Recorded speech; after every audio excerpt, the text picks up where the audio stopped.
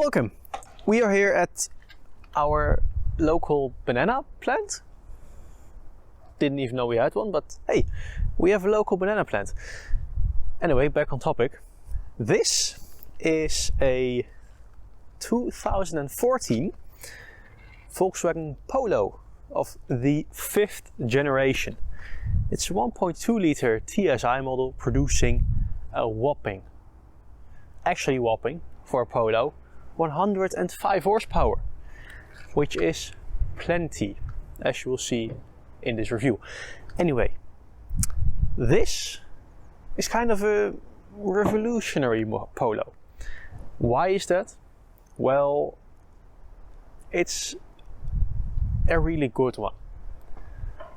All the Polos up till this point are what you expect. Pretty much that. Nothing more, nothing less. And I would say this is slightly better than expected. For example, it was the first Polo to win the European Car of the Year award. Slightly better than expected. Actually, the best car of Europe. So, yeah. But some interesting facts. Skoda Fabia, Seat Ibiza and the Audi A1 are all based on this. So if you see someone driving around in an Audi A1 and they're looking smug at you like, oh, you're in a dumb Volkswagen, they're also in a dumb Volkswagen. They just pretend not to be. Anyway, I would say let's start with some things I like about the car. Yeah? Let's go. So, the exterior of this car. I would say this is the first Polo which you could consider as being cool. Not just cool because it has a nice engine. There were a few Polos before. But it's cool because of how it looks. I mean, these angry headlights, this little chin splitter, the side skirts, the spoiler on the back, the black inserts on the VW logo. It just makes it cool looking. But it kind of goes against the Polo nature because, well, a little history. First, there was the Volkswagen Käfer, also known as the Beetle, which was the everyday man's car. Then the Golf came along, which, once again,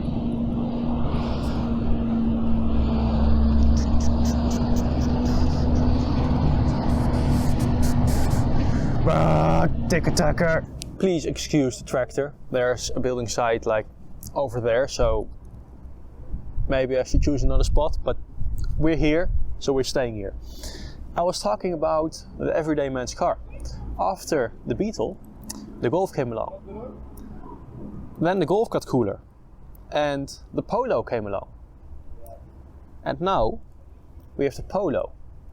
It gets cooler, and what do we have? The Volkswagen Up, which is the new everyday man's car. And this,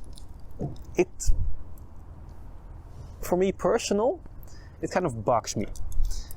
Because for the people who knew the Golf as the basic, tiny Volkswagen, for them it's, if they want to get a new one, because of nostalgia, they'd like to have a Golf, right? Not a Polo or Up, that's new, they don't like it. Instead of paying 15, 20k for a new Golf, they have to shell out big money or get a Polo or an Up, which they don't have any connection to. So that's my little gripe with Volkswagen's strategy of making the budget car non-budget and then just making a new budget car. So in 60 years we will have the Volkswagen Bingo, and then this will be a $100,000 car, the Polo, and the Golf will be a $200,000 supercar. and up will be a Lamborghini rival. I don't think that will happen, but with the trend which Volkswagen is taking, it's kind of confusing, but it seems to work. Okay, let's talk some more about styling and now a bit more into detail. What does Volkswagen nail with the Polo? I really like lines.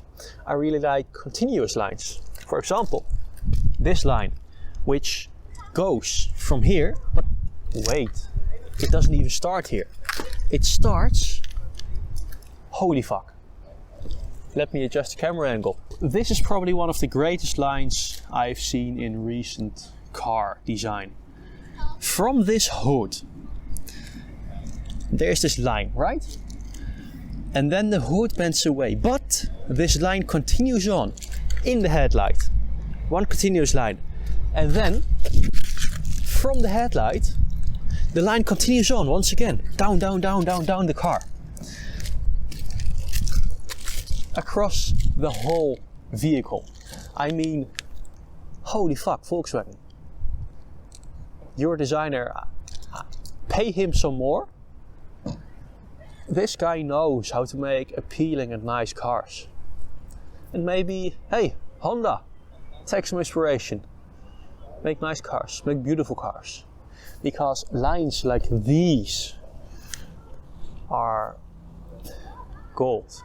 One more time, the golden line, it comes from the headlight all the way down the car and then reaches the tail light, and here it fades out.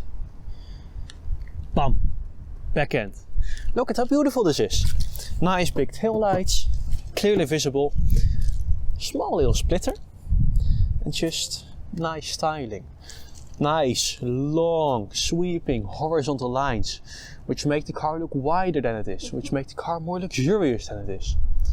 Car design isn't that difficult, although sometimes it is. But they nailed it with the Polo. Since we're already at the back, there are a few things I really like about this. First of all, I just like the name, the Polo. We have a third generation Polo, the generation which ran from 1994 up until 2002. It's known as the Polo. Not the Volkswagen, not the Land Rover. We have a Land Rover Series 3, which is known as the Land Rover. No, known as the Polo. It's just a cute name. And under this cute name, big, fat, non-fake exhaust. Come on, a real exhaust, a big exhaust on a Polo, a TSI model. I mean, nice. And then they even have this kind of gimmicky but kind of cool trunk opener, which just, yeah. And on the higher end models, this even hides the backup camera. I mean, how smart. The hatch popper and camera hider. Amazing. In the back, it's a hatch. There's some underfloor storage. And now for the official test, let's lift this out so I don't break through. And boom, easy. Solid. This is what a solid door looks like and sounds like. And this isn't scripted, but this is kind of a theme in this car. It is exactly what you expect of a Polo. Solid, reliable, convenient. Except for this dumb armrest which conflicts with the handbrake. I fucking hate this design. Just a handbrake and center armrest always get in the way of each other. Apart from this, there's pretty much nothing I dislike. No, I'm looking around and everything is fine. Yeah. Okay, but let's go through some minor highlights. It's a Polo. Nothing's very special, but there are some slightly special things. For example, in this 2014 model, there is no touchscreen. There is no navigation unit, which may sound like disadvantages, but I prefer this in a smaller car. Why? Well, it just cleans up the interior, and this kind of contradicts what people think by clean up. By cleaning up, people often think about removing buttons, putting everything into a screen, so you have just one clean and nice slab of glass. Visually, this cleans up the interior, but not mentally. Because by putting every single function in a screen, I'm looking at you, Tesla, you have to navigate menus, tear your eyes off the roads way more than you're comfortable doing.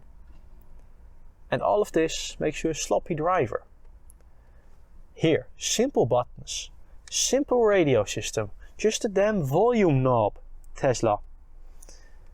All these things make it so you can just push a button without even looking. And that is what, in my opinion, is a simplistic and relaxing interior should be. Not a screen where you just fumble around and after 6 months you figure out how it works. No, just some buttons. You look at them once and you know which button is where. I really like this. Car manufacturers, I don't think we should ever get rid of certain buttons in the interior. Some radio controls can go, but the basic climate controls, basic window heating stuff, seat heating, stuff like this, I don't think it ever should be put in a screen. Just make buttons. And since we are talking about relaxation, these seats. I'm a sucker for cloth seats because they're nice and warm, nice and fuzzy, soft, just they're relaxing.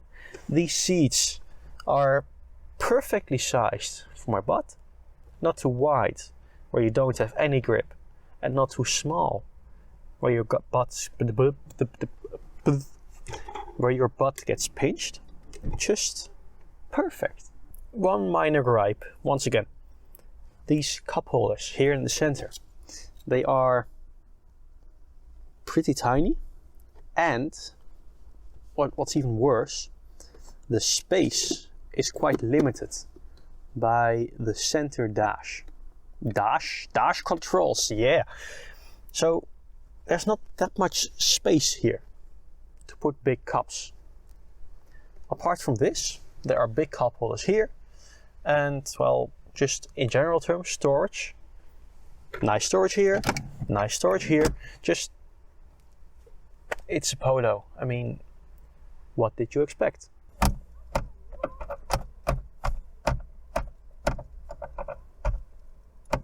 Nah.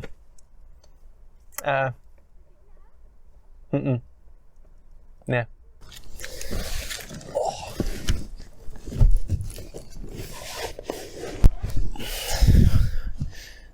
Why the fuck did I get in this way? Anyway, the back seats are like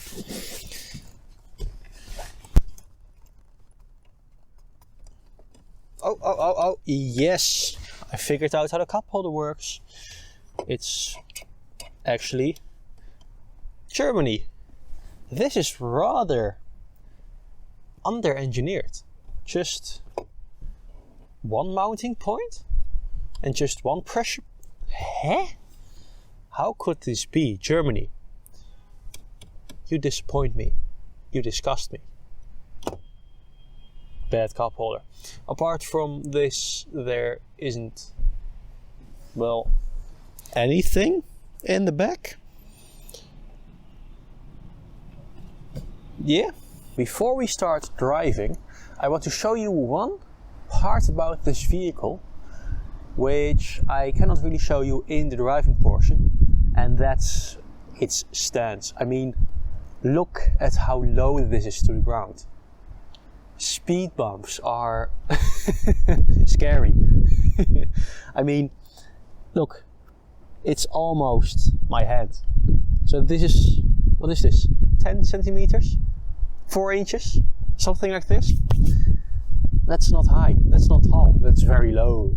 And combined with these gigantic wheels, well, they aren't actually that big. Tires tell me how big they are. 17 inches. 17-inch wheels aren't that big in a world where you know 22 or 23-inch wheels on cars. But on a vehicle this size, they look huge. Okay, I would say let's start driving. And take off.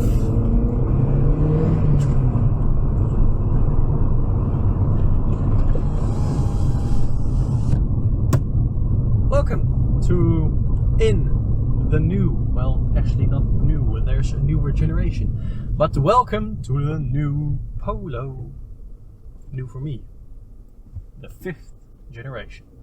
And let me tell you, it drives like a Polo, which sounds obvious, but considering that my experience with Polos is experience from a Polo from 20 years back, like way back, that's quite astonishing. Even with all of these technological advancements, this thing still driving and feeling, most importantly feeling, like a Volkswagen Polo, which is insane. The steering, it feels like a Volkswagen Polo. It's light, it's not that precise, but it's precise enough. The acceleration, it's linear, it's constant, you shift at pretty much the same speeds and the same engine speeds, which I find astonishing.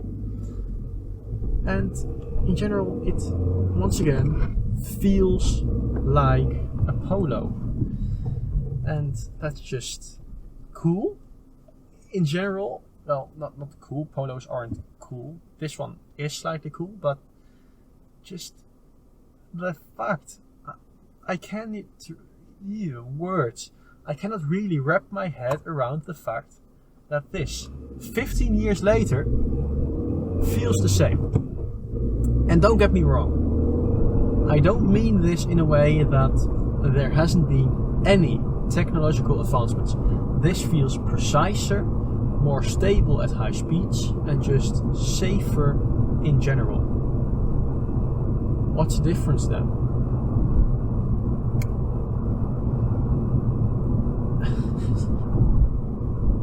As you can see, I find it hard to find words because they are so similar. The things I mentioned are better. In general, this vehicle is better. It's an improvement on the old Polo, which it better should be, with a 15-year age gap. But apart from this, if you know how the old Polo drives, behind me, that's the old Polo, then you know how the new Polo drives. Only this has less body roll, preciser steering, and, well, just more Polo charm, I would say. Maybe not. In general, it just feels nice. It really feels nice. Yeah. And that's probably what I'm gonna end on with the last Polo. I told you that it is exactly what you expect from it. Nothing more, nothing less, and importantly, it doesn't disappoint. This is exactly what you expect from it, but since this is the TSI model, it's slightly more than what I expected. So it's slightly more than you expected.